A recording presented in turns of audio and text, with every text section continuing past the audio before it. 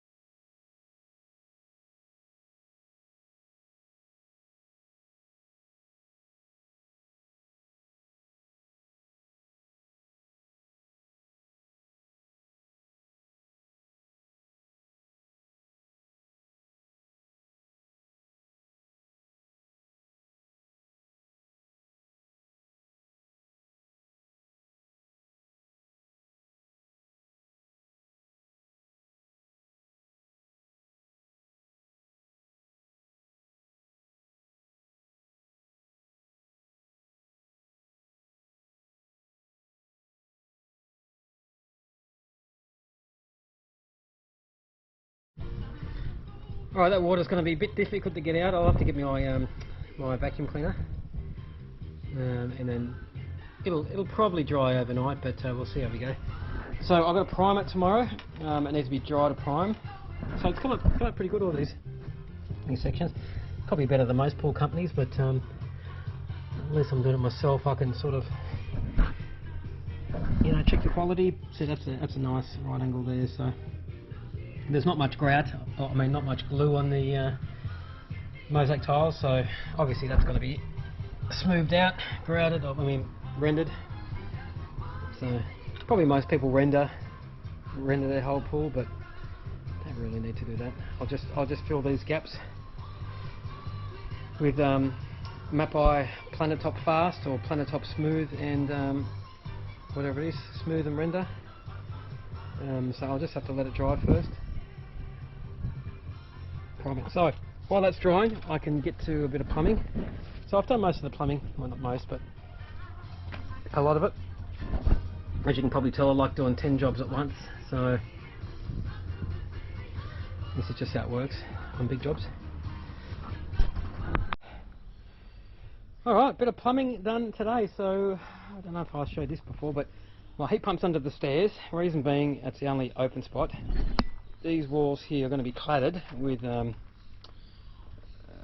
cladding with no gaps in it. So perfect.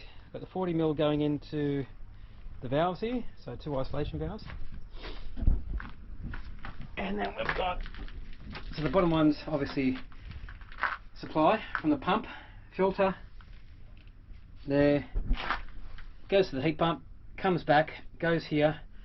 You can bypass the chlorinator, and then those two are the supply lines. Turned out pretty good. Once you're on a roll, you just can't stop. That's the thing with this plumbing, or with anything really. You're just on a roll, and you just got to go do it. So I think that's turned out pretty good for a beginner. Hope it doesn't leak. I don't think it should.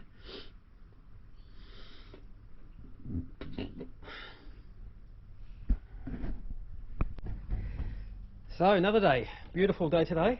So I need to get that water out. I tried to hose it out as much as I could yesterday, but couldn't do it. So I've got my water vacuum, and I'll whack a little video on as well, just in case. Get me radio. So moving there a little bit. It's a big job, especially for one bloke by myself. I'll have to show you this plumbing, which I've did as well. So I don't know if you saw it when it's all finished, but for a beginner, I think I've done alright. So let's have a look. So I've got a variable speed pump here. This one comes from the floor waste. Obviously that one's from the skimmer box. Three-way valve, so I can choose between floor or skimmer. We've got a VS pump that goes through, obviously under here, goes to one filter cartridge. This is the main pump, so with the heater. Obviously goes that way, it goes up to a heat pump, maybe a little bit small, but we see how we go with the heat pump. Obviously goes down, comes back out. We've got some valves, some shut-off valves here as well, so I can shut down what we need. And then bypass valve here as well, we can bypass it if we need to. Perfect. That comes down here, goes up here. To up here is the ORP for the Zodiac chlorinator. Haven't put that in yet, obviously. And then we've got the chlorinator here. This all can be bypassed if need be, and then I just need an extra valve. So put a valve on here, go in here, so you can bypass the chlorinator if you want to. I think that's very good. Comes to this three-way valve.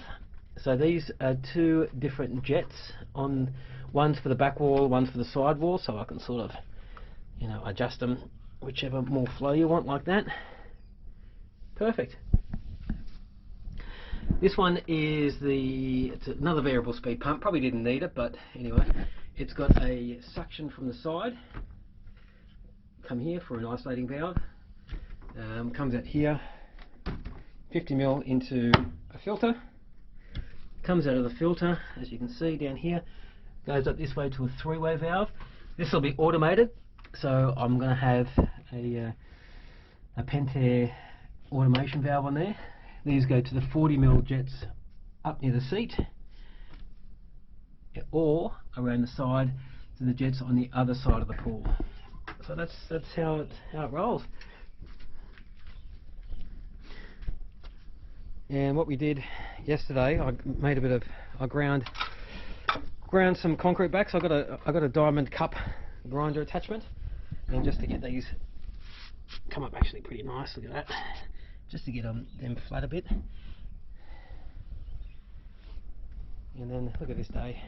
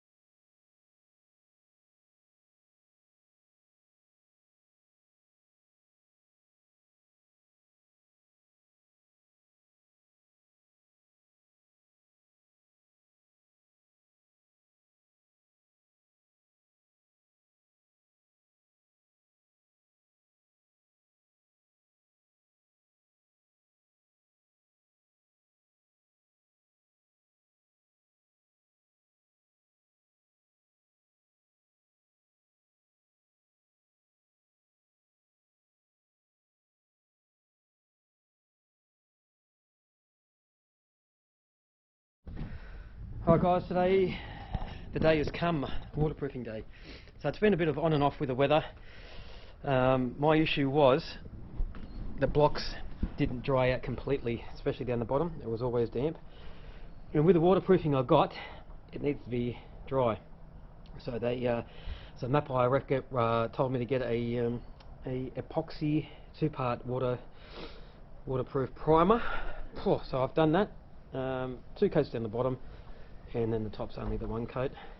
And then it rained on the weekend, so had it covered up. Still got a bit wet, but it's nice and dry now. Hopefully we've got a bit of clear weather for the next couple of days. Looks cloudy, but I don't think it's going to rain. Better not anyway. This is what I'm using. So I'm using Mapei Mapitex Cell N. They've got some bloody silly names for their stuff, I tell you. And which is a woven fabric, roll a metre by whatever it is, 10 metres long. What I'm going to do, I'm going to cut strips, 100mm strips or more, just so I can do the edges. So it's going to be a little bit tricky for me to do it all in one hit. So I'm going to obviously do strips on the edges, and I've got these as well. So I went all out and bought these. I've got the corner, internal corners, external corners. Just makes it a lot easier and neater. You know, this is one thing that you've got to get done properly. You can't mess around. So I've got all them. Perfect. First step is cut this into a couple of nice long strips, and we'll see how we go. All right, so got the mixture mixed up. Just going to wait to let it set for 3 or 5 minutes. They said let it sit, then mix it again. So I've pre-cut all our length, and I'm going to start in the corners. So I've got internal and external corners. I'll just put this camera down. See what's happening. So obviously these are a little bit expensive. They're not really necessary, but I thought, you know, it's a job that you can only do once. Internal corners, just like that. Perfect. And then I've got the external corners, which go on the top of the stairs. Put that down here. And then the external corners are the other ones.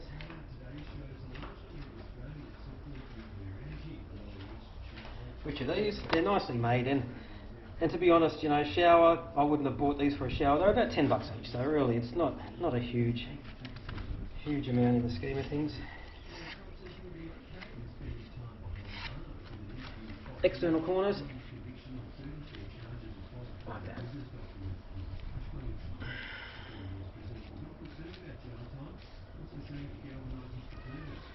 So there we go, like that, nice and tight. So I'll put the camera up, I'll give it another mix, and then see how we go.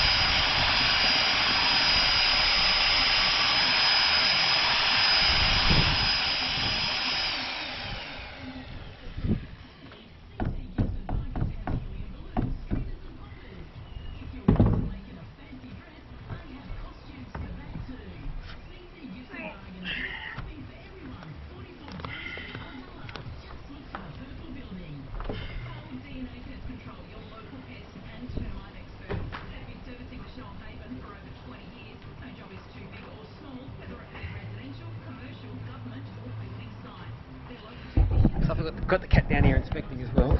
So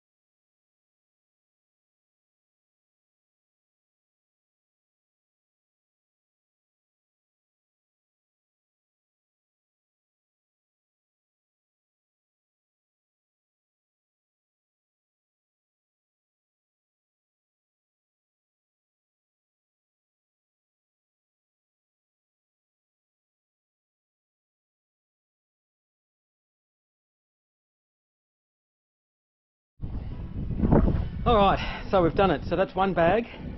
It was a bit tricky to do, especially with the sun on that corner over there. I was trying to be fast in the other corners, but at least we got that done. Worked out to be... Alright, here we are. Second day of second coat of waterproofing. That's all it needs. Actually went through 6 bags or 6 kits of Map Elastic Smart. So well, actually 5.5. The first couple coats obviously was a little bit too thick on the stairs down there, so hopefully it's not a drama. It shouldn't be a drama. It doesn't say. It says minimum 2 mil, so definitely minimum 2 mil.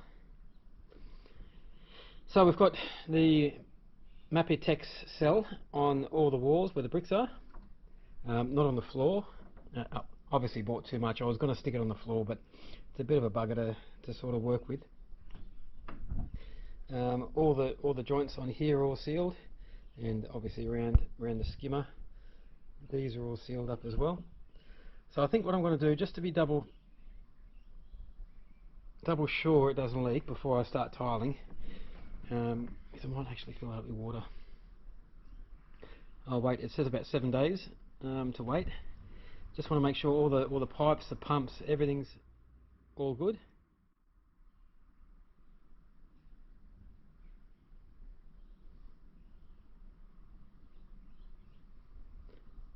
So it was a nice day. Yesterday was a bit windy and it just dried a bit too quick, but today it just went a lot easier.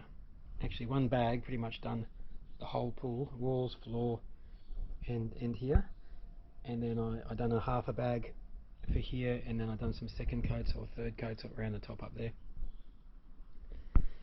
So yeah, just that wind yesterday, it just skimmed off the top of the mix, and it was just tacky, and it wasn't very good. So a tip for anyone: don't do it when it's too windy. It wasn't hot, it wasn't sunny, it was just windy, and it just skimmed up real quick.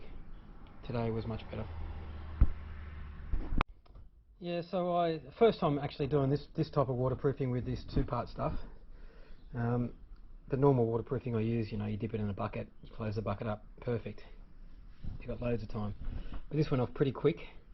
It says 90 minutes, but then it says 60 minutes if you're doing a roller. And using the matting, definitely a 2-person job. So I thought, oh yeah, I'll do the matting across the whole lot. It's like, no chance. By the time I painted the wall, the wind tacked it off, and it was just no good. So I had to do it vertical. You can maybe see the joints. There's one. So anyway, it looks like it's going to be rain tomorrow, so hopefully not. It needs 3 days to cure before ponding or flood test. See how we go. If the weather's like this, hopefully it'll... Thursday definitely rain, hopefully not tomorrow. So if it rains a bit on Thursday, it's no big drama. Have a look at this, June! Bloody off its guts. It absolutely poured down last night. So lucky I got the waterproofing done Tuesday. I've just got the hose running in there as well. That's rainwater, so don't worry about that. That's just from our rainwater tanks. Rainwater tanks are full, so I thought I might as well use that as well. I capped the overflow, and so it should start filling up. See how we go. Up a brick already. We've got 7 to go. So the jetty is nearly under. It was nowhere near. It's gone up a fair bit today. Or actually this morning. Not even lunchtime yet, so let's have a look. See if we can get out.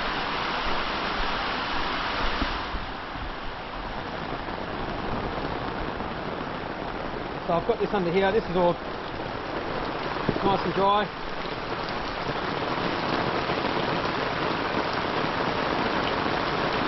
Obviously it's running back a little bit that way, but once it's tiled, it should be good.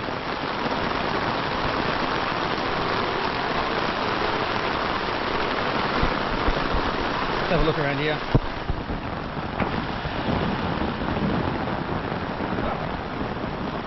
That's just bloody bonkers. Have a look at it.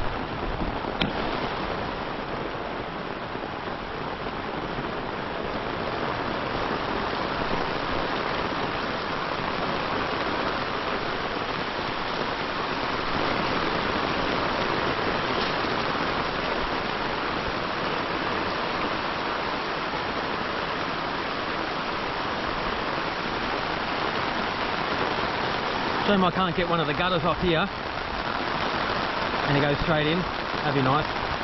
But anyway, it'll fill up.